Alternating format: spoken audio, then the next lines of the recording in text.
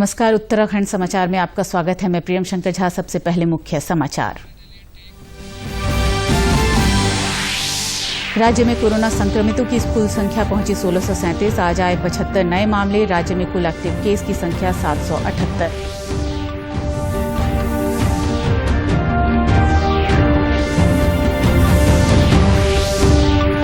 Corona virus संक्रमण की जांच क्षमता बढ़ाने के लिए हरिद्वार समेत कई सरकारी अस्पतालों में ट्रूनेट मशीन के जरिए की जा रही जांच। कम समय में सैंपल रिपोर्ट मिलने से मरीजों के साथ अस्पताल प्रशासन को राहत।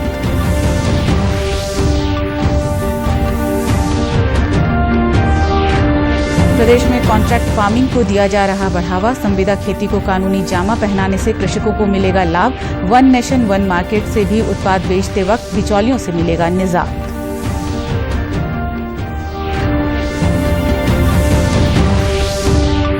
और केवल स्थानीय श्रद्धालु ही कर सकेंगे बद्रीनाथ और केदारनाथ की यात्रा। दूसरे जिलों के लोगों के आने पर फिलहाल रोक। तय संख्या में ही दर्शन कर सकेंगे श्रद्धालु। अब खबरें विस्तार से। प्रदेश में आज 75 और लोगों में कोरोना वायरस संक्रमण की पुष्टि हुई है। इसके साथ ही राज्य में कुल संक्रमित लोगों की संख्या 1637 हो गई है। दोपहर में जारी हेल्थ बुलेटिन के अनुसार आज 6 लोग स्वस्थ हुए हैं। प्रदेश में अब तक 837 लोग स्वस्थ होकर घर जा चुके हैं, जबकि 778 एक्टिव केस हैं। आज जिन लोगों की सैंपल रिपोर्ट पॉजिटिव आई है उनमें टिहरी से 30, देहरादून से 16, हरिद्वार से 15, रुद्रप्रयाग से 6, उधम सिंह नगर से 4, चमोली से 3 और पौड़ी से 1 मामला सामने आया है। वहीं एम्स ऋषिकेश में 52 वर्षीय एक व्यक्ति की कोरोना पॉजिटिव व्यक्ति की मृत्यु हो गई है, जो कि लीवर कैंसर से पीड़ित था। ये एक 52 साल का मुजफ्फरनगर का निवासी था, मेल रोगी, जो कि यहाँ पर 9 तारीख को लाया गया था। दिल्ली में शायद इसकी भर्ती नहीं हुई थी, तो दिल्ली से इसको यहाँ पर लाया गया था। 9 तारीख को इसको भर्ती किया गया। जब इसको भर्ती किया था तो काफ़ी क्रिटिकल कंडीशन में था और यहाँ पर उसको कैंसर लिवर की डायग्नोसिस बनाई गई थी, जिसका इसका उपचार भी चल रहा था और 10 तारीख को इसकी मृत्यु हो गई। कोरोना वायरस संक्रमण की जांच क्षमता तेजी से बढ़ाने के प्रयासों के तहत आईसीएमआर ने देश में ट्रूनेट प्रणाली के इस्तेमाल की इजाजत दी है, जिसके बाद देश भर के साथ उत्तराखंड के हरिद्वार, रुड़की, पिथौरागढ़, उत्तरकाशी और रुद्रपुर में इस मशीन का इस्तेमाल किया जा रहा है। भारत में निर्मित इस मशीन की टेस्टिंग को WHO से भी स्वीकृति हासिल है। ट्रूनेट मशीन के जरिए कोरोना वायरस की टेस्टिंग के परिणाम 1 से 1.5 घंटे में ही प्राप्त हो जाते हैं। ऐसे में इन मशीनों से ग्रामीण इलाकों और कोरोना से ज्यादा प्रभावित हो रहे जिलों में टेस्टिंग की क्षमता बढ़ेगी और संक्रमण को आगे बढ़ने से रोका जा सकेगा। हरिद्वार स्वास्थ्य विभाग ने हरिद्वार मेला अस्पताल में ट्रूनेट मशीन स्थापित की है। इस मशीन की खासियत यह है कि इससे कम समय में संभावित कोरोना मरीजों का पता लग रहा है। साथ ही केवल उन्हीं लोगों का सैंपल आगे जांच के लिए भेजा जाएगा जिसका टेस्ट पॉजिटिव आता है, लेकिन रिपोर्ट नेगेटिव आने पर कोरोना नहीं होने की पुष्टि हो जाती है, जिससे स्वास्थ्यकर्मी व्यक्ति का अन्य उपचार बिना किसी डर के शुरू कर सकते हैं। लैब इंचार्ज निशांत अंजुम की माने तो प्रतिदिन इस मशीन से लगभग 50 लोगों की जांच की जा सकती है। जो लैब स्टैब्लिश हुई है, इससे में जो भी सस्पेक्टेड मरीज हैं उनमें कोरोना है या नहीं है, ये हम पर्टिकुलर तौर पर बता सकते हैं। और अगर पॉजिटिव रिपोर्ट आती है तो उसको हम कंफर्मेशन के लिए आगे भेज सकते हैं। तो इस प्रकार से हमारी जो डायग्नोस्टिक्स का बहुत सारा जो लोड दूसरी लैब्स पे चैनलाइज हो रहा था वो कम हो जा रहा है और इसकी रिपोर्ट भी हम अगले ही दिन दे पा रहे हैं। इमरजेंसी के तौर पे हम विद इन प्रोसेस करने के 1 से 1.5 घंटे के अंदर हम बता सकते हैं कि जाँच पॉजिटिव आई है या नेगेटिव आई है। लैब अधीक्षक राजेश गुप्ता का कहना है कि इस मशीन से न सिर्फ जांच में तेजी आई है, बल्कि जल्द रिपोर्ट मिलने पर संक्रमित न होने वाले लोग राहत की सांस ले रहे हैं। इस ट्रूनेट की मशीन में जो प्रोसेसिंग की जाती है सेम एज RT-PCR की जाती है। इसके अंदर जो पॉजिटिव और नेगेटिव केसेस का जो है, तो नेगेटिव को तौर पे हम कह सकते हैं कि पूर्ण रूप से नेगेटिव है, इसके अंदर कोविड-19 का कोई लक्षण नहीं है। अगर पॉजिटिव आता है तो पॉजिटिव को हम सस्पेक्ट मानते हुए उसको फर्दर RT-PCR के लिए भेजते हैं। इससे काफ़ी फ़ायदा है, क्योंकि जो हमारे हाईली सबसे ऑपरेटिव केसेस हैं या जिसकी इमरजेंसी में डिलीवरी करानी है, सीजर करना है, ऐसे मरीज का हम सैंपल लेके 2 घंटे अंदर रिजल्ट दे सकते हैं। इस मशीन से मरीजों की स्क्रीनिंग करने में मदद मिल रही है, जिससे संक्रमित की जांच में बढ़ रहे दबाव को कम किया जा रहा है। ट्रूनेट मशीन से मिलने वाले फायदे को देखते हुए राज्य सरकार जल्द ही इसे राज्य के अन्य जिलों के अस्पतालों में भी उपलब्ध कराने जा रही है। मुख्यमंत्री त्रिवेंद्र सिंह रावत की अध्यक्षता में सचिवालय में यूनिफाइड मेट्रोपॉलिटन ट्रांसपोर्ट अथॉरिटी की बैठक हुई। बैठक में उत्तराखंड मेट्रो रेल परियोजना के कॉम्प्रिहेंसिव मोबिलिटी प्लान को मंजूरी दी गई। बैठक में MD Uttarakhand metro rail Jitendra Tyagi ने Dehradun, Haridwar, Rishikesh metro light system पर विस्तार से प्रस्तुति दी। इस अवसर पर उन्होंने हरिद्वार से ऋषिकेश, देहरादून से नेपाली फार्म तक मेट्रो लाइट के लिए रूट प्लान स्टडी के बारे में जानकारी दी। देहरादून और हरिद्वार शहर के लिए भी बनाई गई योजना के बारे में भी बैठक में जानकारी साझा की गई। आपको बता दें कि देहरादून शहर में दिल्ली मेट्रो रेल कॉरपोरेशन के सहयोग से रोपवे प्रणाली की डीपीआर तैयार की जा रही है। हरिद्वार, ऋषिकेश और नेपाली फार्म विधानसभा कॉरिडोर में मेट्रो लाइट के निर्माण के साथ ही हरिद्वार शहर में पीआरटी के निर्माण के लिए अनुमोदन प्राप्त किया गया है। उत्तराखंड में खेती अब नए रूप में नजर आएगी। केंद्र सरकार के मॉडल एक्ट कृषि उपज एवं पशुधन संविदा खेती और सेवाएं अधिनियम को राज्य में लागू किए जाने के बाद कॉन्ट्रैक्ट फार्मिंग हो सकेगी। दूरदर्शन से खास बातचीत में कृषि मंत्री सुबोध उनियाल ने कहा कि इस एक्ट के तहत संविदा खेती को कानूनी जामा पहनाए जाने से खेती बागवानी को नए आयाम मिलेंगे। इसके साथ ही बंजर में तब्दील हो चुकी कृषि योग्य भूमि को सामूहिक खेती के लिए लीज पर दिया जा सकेगा। यानी अगर खेत और बागान दूसरों को कृषि और बागवानी के लिए दिए जाते हैं तो इसे कानूनी जामा पहनाया जाएगा। हर किसान को अपनी जमीन को लीज पे देने का अधिकार है और वो चाहे 30 वर्ष की लीज पे भी दे दे तो भी भू स्वामित्व तो उसी का रहेगा और जिस व्यक्ति को लीज पे दिया गया उसका नाम खातों में लीज होल्डर के नाम से रहेगा। तो इसलिए वो जो एक जमीन पे कब्जा करने का एक डर होता था वो समाप्त हुआ। तो जब वो जमीन को लीज पे देंगे तो एक तरफ उनकी आर्थिकी मजबूत होगी, दूसरा जमीन बंजर होने से बचेगी और तीसरा इससे कुल मिलाकर के हमारी आर्थिक इकोनॉमी को भी इससे फायदा मिलेगा। कृषि मंत्री सुबोध उनियाल ने कहा कि उत्तराखंड में चकबंदी के बाद कृषि की दशा में और सुधार होगा। खासतौर से पर्वतीय क्षेत्रों में इससे किसानों को खेती करने में आसानी होगी। पहाड़ों में बहुत छोटे छोटे खेत लोगों के और बिखरे हुए खेत। दूसरा, पहाड़ों में जंगली जानवर का बड़ा खतरा है। अलग अलग खेत होने से वो अपने खेतों का बचाव भी नहीं कर पाता था। अब जब एक चक सबको मिल जाएगा तो अपने चक में एक तो वो पूरी की पूरी मेहनत उसकी खेती में लगेगी, उसका समय बचेगा और जितना भी वो मेहनत कर रहा है वो खेती पे लगेगी। दूसरा, जंगली जानवर से उसका बचत होगी। तीसरा, इस तरह हम लोग 80% सब्सिडी पर किसान को मशीनें उपलब्ध करवा रहे हैं। इस नई तकनीक की मशीनों के माध्यम से वो अपनी प्रोडक्टिविटी बढ़ा सकता है। वन नेशन वन मार्केट का जिक्र करते हुए कृषि मंत्री ने कहा कि इससे सबसे ज्यादा लाभ किसानों को हुआ है। किसान कहीं भी अपना उत्पाद बेच सकता है। बिचौलियों की भूमिका खत्म करने के लिए केंद्र सरकार की यह योजना काफी कारगर साबित होगी। वन मार्केट का सबसे बड़ा फायदा तो ये है कि इससे जो टैक्सेशन था किसान पे उसके उत्पाद पे वो खत्म हो गया और उसको कहीं पर भी अपने उत्पाद को बेचने की स्वतंत्रता है। और जो मोदी जी का एक बहुत ही महत्वाकांक्षी एक कंसेप्ट है ई-नैम, ई नेशनल एग्रीकल्चर मार्केटिंग, जिसमें ई एग्रीकल्चर ट्रेडिंग के माध्यम से किसान को उसके उत्पाद का देश की किस मंडी में क्या दाम है उसकी जानकारी हो। मिडिल मैन की भूमिका खत्म करने के लिए वन नेशन वन मार्केट ये निश्चित रूप से बहुत लाभदायक होगा और इससे किसान की आर्थिक बड़ी मजबूत होगी। देहरादून मंडी में हुए कोरोना संक्रमण के बाद कृषि विभाग और सतर्क नजर आ रहा है। कृषि मंत्री ने कहा कि राज्य की सभी मंडियों पर सुरक्षा और एहतियात बढ़ा दिया गया है। सोशल डिस्टेंसिंग का पालन कराया जा रहा है।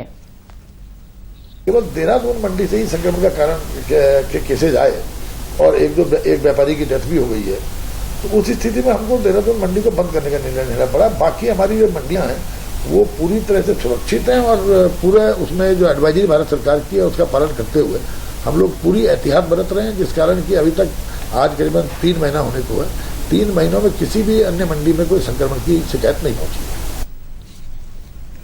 अनलॉक 1 में केंद्र सरकार की गाइडलाइन के तहत धार्मिक गतिविधियों को खोल दिया गया है। प्रदेश में श्री बद्रीनाथ धाम की यात्रा को लेकर उत्तराखंड देवस्थानम बोर्ड द्वारा जारी निर्देशों के तहत जिलाधिकारी ने यात्रा संचालित किए जाने के संबंध में आदेश जारी किए हैं। जिलाधिकारी के आदेशानुसार बामणी, माणा और नगर पंचायत क्षेत्र बद्रीनाथ के मूल स्थानीय निवासी जो वहां पर पूर्व से रहते हैं उनको भगवान बद्रीनाथ जी के दर्शन की अनुमति दी गई है, जबकि बाहरी देशों, राज्यों और उत्तराखंड राज्य के अन्य जनपदों तथा चमोली के अन्य स्थानों स्थानों के लोगों को दर्शन की अनुमति नहीं होगी। वहीं केदारनाथ यात्रा के लिए भी 30 जून तक बाहरी लोगों को यात्रा की अनुमति नहीं दी गई है। 30 जून तक केवल रुद्रप्रयाग जिले के 800 श्रद्धालुओं को ही केदारनाथ धाम जाने की आज्ञा मिली है। इसके साथ ही इस बार किसी भी श्रद्धालुओं को मंदिर के गर्भगृह तक जाने की अनुमति नहीं मिलेगी। आगामी जो 30 जून है, 30 जून तक के लिए यात्रा को जनपद रुद्रप्रयाग में सिर्फ जनपद के निवासियों के लिए हम सीमित करेंगे।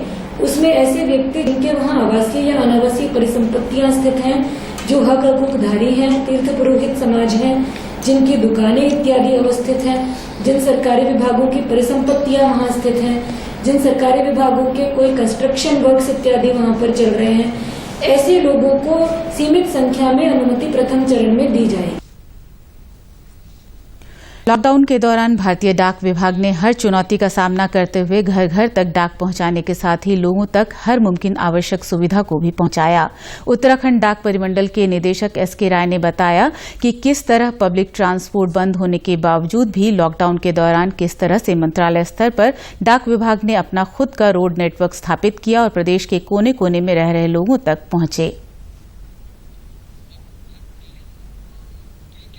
मुख्य चुनौती थी वो ये था कि चूंकि पब्लिक ट्रांसपोर्ट बंद उस समय था, जैसे जो हमारी डाक जा रही थी, रेल यातायात बंद था, हवाई यातायात बंद था, और जो सार्वजनिक जो बसें या अन्य जो साधन यहाँ पे चलते थे जिनसे हमारे डाक का आवागमन होता था, उसके बंद होने के कारण विभाग ने मंत्रालय स्तर पे ये निर्णय लिया था कि हम अपना खुद का रोड नेटवर्क क्रिएट करेंगे। उस रोड नेटवर्क को हम लोगों ने उत्तराखंड में भी क्रिएट किया। हमारे यहाँ जो मेल प्राप्त हो रहा था, जो भी मेल हमको उत्तराखंड में बांटे जाने के लिए, जिसमें स्पीड पोस्ट था, रजिस्ट्री थी, लोगों के पार्सल्स थे, लाइफ सेविंग मेडिसिन थी, ये सारे जो आर्टिकल थे ये हम लोग सहारनपुर पॉइंट पे अपनी गाड़ियां भेज करके वहां से कलेक्ट करते थे और यहाँ देहरादून ला करके फिर बाकी के जो 13 जिले हैं उन 13 जिलों में हम अपनी डाक सेवाओं को निर्बाध रूप से चला रहे हैं। इसके लिए हमने जो हमारा जो कॉन्ट्रैक्चुअल मेल मोटर सर्विस है, हमने कॉन्ट्रैक्ट पे जो मेल मोटर ले रखा है, उसके माध्यम से हम ये सेवाएं दे रहे थे। घर वापसी करने वाले मजदूरों और स्थानीय मजदूरों को किसी भी तरह की कोई परेशानी का सामना न करना पड़े, इसके लिए भी डाक विभाग ने मुख्यमंत्री विशेष सहायता कोष के जरिए उनके खाते खुलवाए और निर्धारित राशि का आवंटन किया। इस दौरान डाक विभाग ने राज्य में प्रतिदिन 3,000 से 4,000 खाते खोलकर मजदूरों को आर्थिक राहत पहुंचाई। जब लॉकडाउन शुरू हुआ तो कुछ सरकारों ने ऐसा प्रोविजन किया कि मुख्यमंत्री विशेष सहायता कोष के तहत जो प्रवासी मजदूर थे उनको खाता खुलवा करके उनके खाते में जो भी आर्थिक सहायता वो प्रदान कर रहे हैं, उसके लिए पूरे उत्तराखंड में हम लोगों ने इंडिया पोस्ट पेमेंट बैंक के तहत लगभग इस समय 3 से 4,000 खाते हम लोग डेली खोल रहे हैं। जैसा कि आपको मालूम है कि इसमें आईपीपीबी में अकाउंट खोलने के लिए जो भी हमारे प्रवासी मजदूर आते हैं उनको सिर्फ एक आधार कार्ड जो है पहचान पत्र के रूप में लेकर के आना होता है। उसका उपयोग करके हम उनका खाता खोल रहे हैं और जो भी पैसा आ रहा है उस पैसे को हम लोग उनको तत्काल डिसबर्स करने के लिए पर्याप्त मात्रा में हमारे डाकघरों में कैश की व्यवस्था रहे, यह भी सुनिश्चित करने का कार्य हम लोग कर रहे हैं। कोरोना संक्रमण के दौरान काम कर रहे कर्मचारियों को किस तरह से संक्रमण से दूर रखा जाए और सरकार के नियमों का पालन करते हुए निरंतर काम को जारी रखना भी अपने आप में एक बड़ी चुनौती है। उत्तराखंड डाक परिमंडल के निदेशक एसके राय ने बताया कि इस दौरान सोशल डिस्टेंसिंग का पालन करते हुए दफ्तरों और गाड़ियों को समय समय पर सैनिटाइज करने पर जोर दिया गया। जैसा कि माननीय प्रधानमंत्री जी ने और हमारे माननीय संचार मंत्री जी ने कई बार कहा कि हम जो इस महामारी से लड़ने के जो नियम हैं, जो कायदे कानून हैं, उसको ध्यान में रख करके ही अपनी सेवाएं दें। तो इस क्रम में हम लोगों ने इस बात का बखूबी ध्यान रखा कि डाकघरों में लोग जो आएँ वो सामाजिक दूरी अपनी बनाए रखें। उनको हमने प्रॉपर सैनिटाइजेशन के लिए सैनिटाइजर्स मुहैया कराए। उनको किसी तरह की कोई दिक्कत ना हो, जैसे खड़े हैं लाइन में तो उनको पीने के पानी की व्यवस्था, डाकघरों में प्रॉपर सफाई की व्यवस्था, ये सारी व्यवस्थाएं हम लोगों ने अपने स्तर से सुनिश्चित कराई। प्रदेश में 105 आंगनबाड़ी कार्यकर्त्रियों को सुपरवाइजर के पद पर पदोन्नति दी जाएगी। महिला सशक्तिकरण एवं बाल विकास मंत्री रेखा आर्य ने निर्देश दिए हैं कि कोरोना महामारी के दौरान योगदान देने के लिए आंगनबाड़ी कार्यकर्त्रियों की पदोन्नति की सूची को लेकर प्रस्ताव इस महीने जारी किया जाएगा। आपको बता दें कि सरकार के इस फैसले से 105 आंगनबाड़ी कार्यकर्त्रियों को सीधे तौर पर लाभ पहुंचेगा। आंगनबाड़ी कार्यकर्तियों ने चूंकि इस पूरे कोरोना संक्रमण काल में वॉरियर्स की तरह काम किया है, इसलिए मैंने इनसे कहा है कि वो बहुत जल्दी उसमें गति दें। उनके प्रमोशन के संदर्भ में उम्मीद है कि ये प्रमोशन की कार्यवाही जून माह तक कंप्लीट कर ली जाएगी। मंत्री रेखा आर्य ने एसिड अटैक पीड़ितों का जिक्र करते हुए कहा कि जल्द उनसे वर्चुअल संवाद कर उनके सुझावों के आधार पर उनको हर मुमकिन सहायता प्रदान की जाएगी। कोरोना महामारी के कारण इन दिनों उत्तराखंड के पर्वतीय क्षेत्रों में युवाओं की एक बड़ी संख्या वापस अपने घर पहुंची है।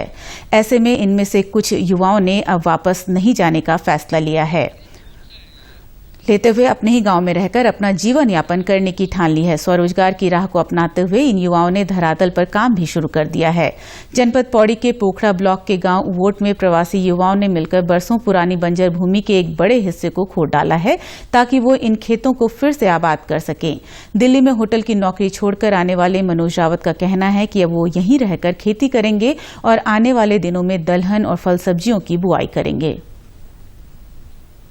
हमारा जैसे ग्रुप बना 8-10 लड़कों का, तो सूरी भाई ने भी हमको प्रमोट किया कि चलो वहाँ पर कुछ काम करते हैं। अभी तो फिलहाल हम बुआई कर रहे हैं इसकी पूरी, और हमारे भी प्लानिंग है कि इसमें फर्स्ट टाइम हम दलहन की खेती करेंगे, क्योंकि 3 महीने में दलहन के लिए सुटेबल होगा। उसके बाद नेक्स्ट देंगे। संदेश यही है मेरा कि अगर मेहनत कर सकेगा इंसान कोई भी, तो यहाँ पर करने के लिए बहुत कुछ है। बस कुछ टाइम के लिए बहुत प्रॉब्लम आएगी, फील्ड में डटे रहना जरूरी है, लेकिन उसके बाद जरूर कुछ न कुछ रिजल्ट अच्छा निकलेगा। इसी गांव के निवासी बलबीर सिंह का कहना है कि वो अब वापस जाकर नौकरी नहीं करना चाहते हैं। गांव में ही रहकर वो अपने साथियों के साथ मिलकर काम की शुरुआत कर रहे हैं।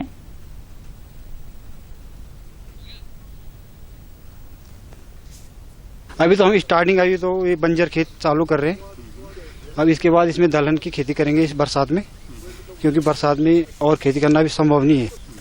उसके बाद सब्जी वाली खेती पे ध्यान देंगे, जो भी है मतलब जो भी शॉर्ट टर्म खेती होगी पहले, और उसके साथ बागवानी का भी करेंगे। पोखड़ा के पूर्व ब्लॉक प्रमुख सुरेंद्र सिंह रावत ने बताया कि उनके गांव के लगभग 10 लड़कों ने मिलकर एक समूह के रूप में काम करने की शुरुआत की है। इस समूह ने केवल 10 दिनों के भीतर 20 सालों से बंजर पड़ी 100 नाली से ज्यादा जमीन की खुदाई कर ली है। लगभग 100 नाली जमीन जो है उस पर हमने हल लगा दिया है। तो हम लोगों का काम यह है कि हम लोग जिससे हमारी कृषि और बागवानी की ओर काम हो सकता है, तो उन विभागों से परिचय कराना और उन विभागों के साथ कोऑर्डिनेट करने का काम हम लोग यहाँ पे कर रहे हैं। पूरे विकास खंड में जितने भी प्रवासी भाई लोग आ रखे हैं, हम सब लोगों में ये जन जागरूकता फैलाएंगे कि हम लोगों को आत्मनिर्भर कैसे बनना है। विकास खंड पोखड़ा में जो है हम कुछ बेल्ट में जो है दलहन पैदा करेंगे। आपने देखा है कि कुछ जगह हम मशरूम के लिए लड़कों को तैयार कर रहे हैं, वो मशरूम में बहुत अच्छा काम कर रहे हैं। उत्तराखंड के समाचारों में बस इतना ही। चलते चलते मुख्य समाचार एक बार फिर। राज्य में कोरोना संक्रमितों की कुल संख्या पहुंची 1637। आज आए 75 नए मामले। राज्य में कुल एक्टिव केस की संख्या 778।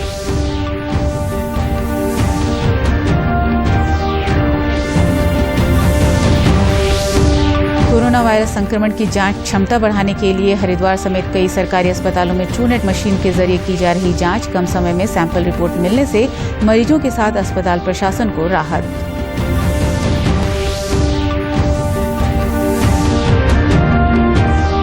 प्रदेश में कॉन्ट्रैक्ट फार्मिंग को दिया जा रहा बढ़ावा। संविदा खेती को कानूनी जामा पहनाने से कृषकों को मिलेगा लाभ। वन नेशन वन मार्केट से भी उत्पाद बेचते वक्त बिचौलियों से मिलेगा निजात।